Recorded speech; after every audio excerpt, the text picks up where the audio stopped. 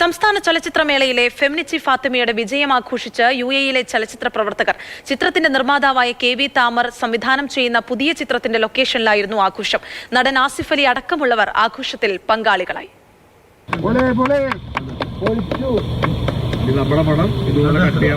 KV Tamar സംവിധാനം ചെയ്ത 1001 നുണകളിലെ താരങ്ങളും അണിയറ പ്രവർത്തകരുമാണ് ഫെമിനിച്ചി ഫാത്തിമയുടെ ശില്പികളിൽ അധികവും.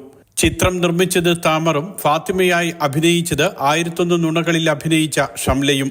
1001 നുണകളിലെ സ്പോട്ട് എഡിറ്റർ ആയിരുന്ന ഫാസിൽ മുഹമ്മദാണ് ഫെമിനിച്ചി ഫാത്തിമ സംവിധാനം ചെയ്തത്. ആസിഫ് അലിയെ നായകനാക്കി താമർ സംവിധാനം ചെയ്യുന്ന പുതിയ ചിത്രത്തിന്റെ റാസൽ ഖൈമയിലെ ലൊക്കേഷനിൽ അതുകൊണ്ട് തന്നെ ആഘോഷം ഗംഭീരമാക്കി. ഞങ്ങളുടെ സിനിമ അർഹിക്കുന്ന രീതിയിലുള്ള വിജയങ്ങൾക്കും ചർച്ചകൾക്കൊക്കെ വഴിവെച്ചു എന്നറിഞ്ഞതിൽ ഒരുപാട് സന്തോഷമുണ്ട്. അങ്ങനെ ഒരു സിനിമ എടുക്കണമെന്ന് വിചാരിച്ച് പ്രൊഡ്യൂസറായിട്ടുള്ളതല്ല, പക്ഷെ അത്തരത്തിലൊരു കണ്ടന്റും അവൻ പറഞ്ഞ കഥയുടെ ഒരു പ്രമേയവും പ്രസക്തിയൊക്കെ മനസ്സിലാക്കിയപ്പോൾ അതിൻ്റെ കൂടെ നിന്നിട്ടുള്ളതാണ്. 1001 നുണകളിൽ വക്കീലായി അഭിനയിച്ച സുധീഷ് സ്കറിയ ഫെമിനിച്ചി ഫാത്തിമയുടെ നിർമ്മാണത്തിൽ പങ്കാളിയുമായി. പുതിയ കൂട്ടുകെട്ടിന്റെ ഭാഗമാകാൻ കഴിഞ്ഞതിൽ ആസിഫ് അലിക്കും സന്തോഷം. സിനിമയായിട്ട് തെരഞ്ഞെടുത്തിട്ടുണ്ട് ഫെമിനിച്ചി ഫാത്തിമ. നമ്മുടെ സ്വന്തം ക്രൂ ആണ് ആ സിനിമ മൊത്തം. Mathrubhumi news, Dubai.